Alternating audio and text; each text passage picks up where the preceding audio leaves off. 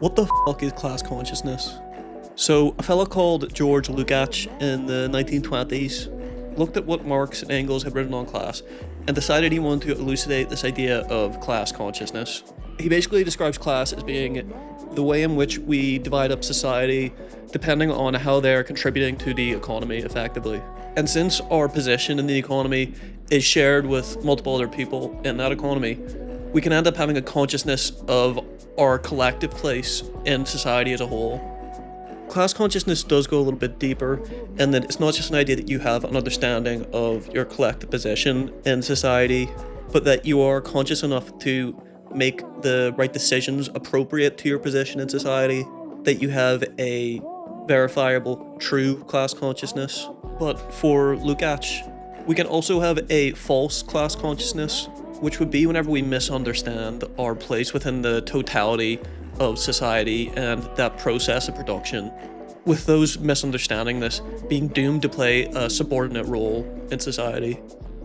And this is a historical story because pre-capitalist society could never really attain a true class consciousness, as society before capitalism was always organized along non-economic ideologies whose understanding was always masked by a separate story along how society is being produced, whether that be religion or castes or estates or feudalism.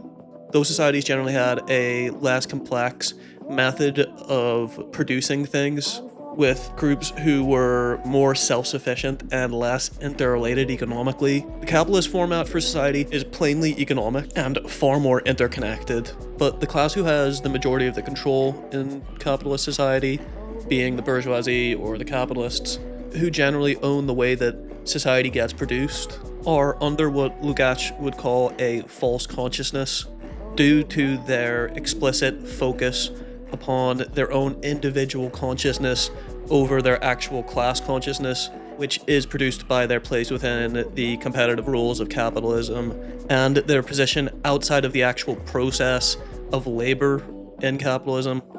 unlike workers, while still profiting off of the laboring workers who are directly involved in the production process.